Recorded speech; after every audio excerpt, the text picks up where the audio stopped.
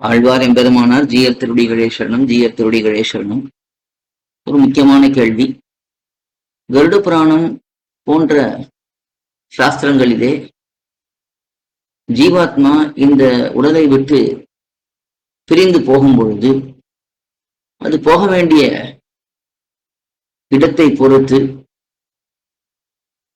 நீண்ட காலம் பயணப்பட்டு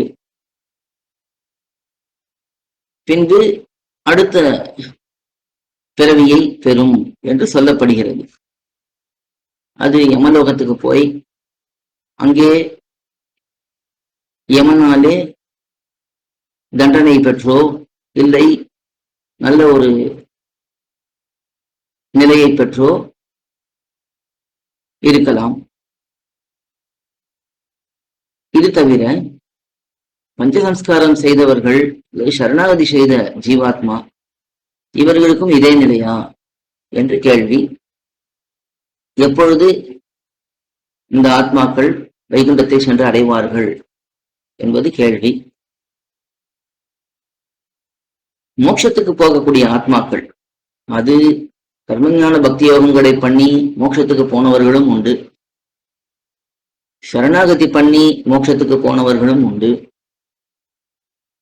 ஒரு ஆச்சாரியனுடைய அபிமானத்தினாலே மோட்சத்துக்கு போனவர்களும் உண்டு. இப்படி பலவிதமாக ஒரு ஆத்மா மோட்சத்தை அடையலாம். எப்படியாக இருந்தாலும் மோட்சத்தை போய் அடைவது, பரமபதத்தை போய் அடைவது என்பது மிக குறுகிய காலத்திலே நடந்துவிடும். நினைத்து பார்க்கக்கூடிய காலத்துக்குள்ளே உடனே நடந்துவிடும். அந்த ஆத்மா எப்படி பரமபதத்தை சென்று அடைவான் என்று பார்த்தால், பொதுவாக அர்ச்சிராதி கதி என்ற மார்க்கம், அதன் வழியாக அந்த ஆத்மா வேகமாக சென்று பகவானை அடைந்து விடுவான் என்று சொல்லப்படுகிறது. இதிலே யார் இந்த ஆத்மாவை பரமபதத்துக்கு அழைத்துச் செல்வார்கள் என்று பார்க்கும் பொழுது,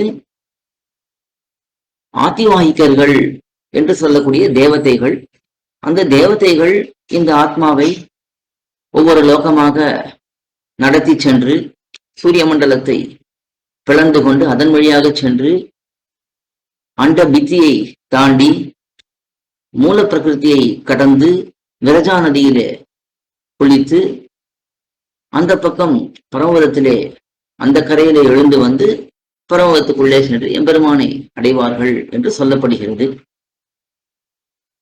இது சாமான்யமாக இருக்கக்கூடிய முக்தி அடையக்கூடிய ஆத்மாக்கள் என்றால் ஆதிவாகிகர்கள் இந்த ஆத்மாவை நடத்தி செல்வார்கள். விசேஷமான பக்தனாக இருந்தால் எம்பெருமான் கருடாழ்வாரையே அனுப்பி இந்த ஆத்மாவை கைக்கொள்வான். இன்னும் தனக்கு மிகவும் பிடித்தமான அடியார்கள் என்றால் தானே வந்து அவர்களை அழைத்துச் செல்வான். சரணமாகும் தனதால் அடைந்தார்க்கெல்லாம் மரணமானால் வைகுந்தம் கொடுக்கும் பிரான் என்று, மரணமானால் எப்பொழுது மரணம் ஆகிறதோ அப்பொழுதே சரணாகதி பண்ணின ஆத்மாக்களுக்கு மோட்சம் என்று சொல்லப்படுகிறது. இப்படியெல்லாம் இருந்தாலும் சரணாகதி பண்ணிவிட்டோம், நாம் இஷ்டத்துக்கு வாழலாம் என்று வாழ்ந்தவர்கள், பஞ்சசம்ஸ்காரம் பெற்றும் ஸ்ரீ வைஷ்ணவர்களாக இல்லாமல் இருந்தவர்கள், இவர்களுக்கெல்லாம் உடனே மோட்சம் கிடைக்குமா என்றால் அது சொல்ல முடியாது, கிடைக்காது என்றுதான் சொல்ல வேண்டும். ஏனெனில் பகவான் தன்னிடத்திலே சரணாதி பண்ணினவன் சரணாகத்தனாக வாழ வேண்டும் என்று எதிர்பார்க்கிறான். ஒரு ஆச்சாரியனுடைய அபிமானத்தை பெற வேண்டும் என்று எதிர்பார்க்கிறான். அப்போ ஆச்சாரியனுடைய அபிமானத்தை பெற வேண்டும், கருணையை பெற வேண்டும் என்றால் இவன் என்ன பண்ண வேண்டும்? அந்த பஞ்சசம்ஸ்காரம் பெற்ற பிறகு இவன் பெரியவர்களிடத்திலே நன்றாக அடிபணிந்து சம்பிரதாய அர்த்தங்களை கேட்டு சாஸ்திரத்திலே சொன்னபடி வாழ்ந்து நன்றாக அர்த்த பஞ்சகம், தத்துவத்திரயம், ரகசியத்திரயம் போன்றவைகளை காலக்ஷேபமாக கேட்டு அதிலே சொன்ன அர்த்தங்கள் படி இவன் வாழ வேண்டும். அப்படி வாழ்ந்தால்தான் இவன் அபசாரங்களை தவிர்க்க முடியும். இதுக்கெல்லாம் என்ன முக்கியமான விஷயம்னா, இவன் ஒன்றுமே தெரியாமல் இருந்தான் என்றால் நிறைய அபச்சாரங்கள் பண்ணிக்கொண்டே இருப்பான், தவறுகள் பண்ணிக்கொண்டே இருப்பான். ஒரு சில தவறுகளை பகவான் பெருந்தன்மையோட மன்னித்தாலும், பெரிய பெரிய தவறுகளை பண்ணினாலோ, பகவானிடத்திலே தவறுகள் பண்ணினாலோ, அடியார்களிடத்திலே தவறுகள் பண்ணினாலோ, அதையெல்லாம் பகவான் மன்னிக்க மாட்டான். அப்படிப்பட்ட தவறுகளை பண்ணினவர்களுக்கு மீண்டும் இந்த உலகத்திலே பிறவி எடுக்க வேண்டிய சூழ்நிலை தான் ஏற்படும். என்ன, பகவான் கருணையோட மீண்டும் அவர்களுக்கு ஒரு வாய்ப்பு அளிக்கலாம். இதே போல பிரபன்ன குலத்திலே பிறந்து சரணாகதி பண்ணி மீண்டும் ஆச்சாரியனுடைய அபிமானத்தை பெறுவதற்கான வாய்ப்பை பகவான் கருணையோடு அளிக்கலாம். அது தவிர இவன் வெறுமனே சரணாகதி பண்ணிவிட்டான். முதல்ல சரணாகதி பண்றதே எப்படிங்கிறது தெரிஞ்சுக்கணும். ஆக்கிஞ்சன்யம், அதாவது என் கையிலே ஒன்றுமில்லை என்கிற எண்ணம். அனன்ய கதித்துவம், எனக்கு வேறு கதி இல்லை என்கிற எண்ணம். பிராட்டி புருஷகாரம், ஆச்சாரியனுடைய கருணை, இதையெல்லாம் முன்னிட்டு கொண்டுதான் இவன் சரணாகதியை பண்ணணும். இதெல்லாம் இல்லாம ஏதோ நானும் சரணாகதி பண்ணினேன் என்று சொல்லிக் கொண்டு இருந்தால் அது பிரயோஜனம் இல்லை. ஆகையால இது பல விஷயங்களை உள்ளடக்கியது.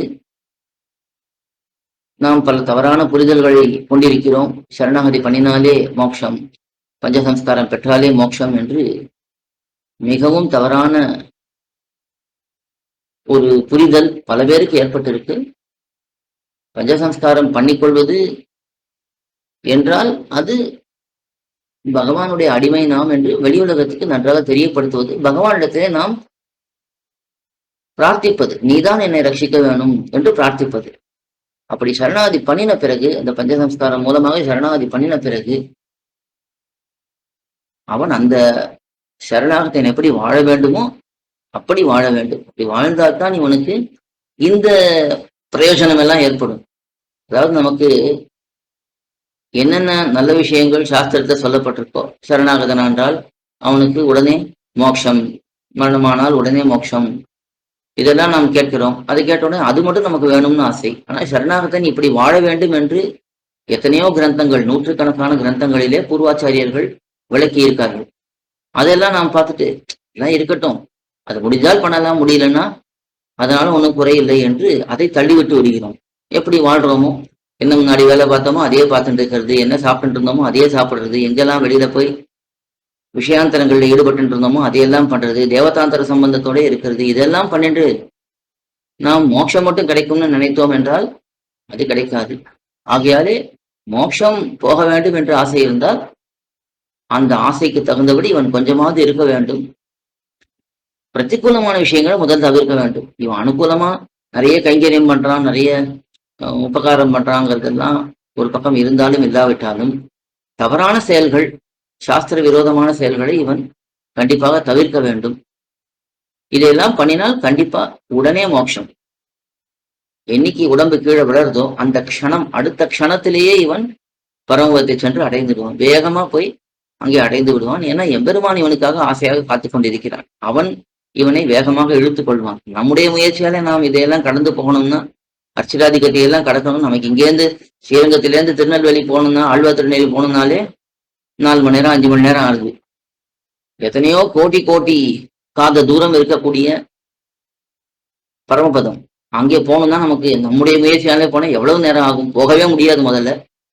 அப்படி போகணும்னு வச்சிருந்தாலும் கூட எத்தனையோ கோடி கோடி ஆண்டுகள் ஆகும். ஆனா இவன் பகவானாலே இழுக்கப்படுவதனாலே உடனே போய் அடைகிறான் என்று காட்டப்படுகிறது. ஆக இதிலே நாம் தீர சிந்தித்து பார்த்து சரணாகதர்களாக இருந்தால் அதன்படி வாழ வேண்டும்ங்கிறது முக்கியம். ஆழ்வார் எம்பெருமானார் ஜீயர் திருடிகளே சரணம், ஜீயர் திருடிகளே சரணம். கோயில்.org நம் சம்பிரதாயத்தின் பல்வேறு புத்தகங்களை பல மொழிகளில் வெளியிட்டுள்ளது. சம்பிரதாய அடிப்படை விஷயங்கள் முதல் ஆழ்ந்த அர்த்தங்கள் வரை உள்ளடக்கிய பல புத்தகங்கள் books.coil.org வலைத்தளத்தில் உள்ளன. இப்புத்தகங்களை வாங்க coil.org@gmail.com மூலமாகவோ அல்லது வாட்ஸ்அப் எண்கள் 8220151966 அல்லது 9600595273 மூலமாகவோ தொடர்பு கொள்ளலாம்.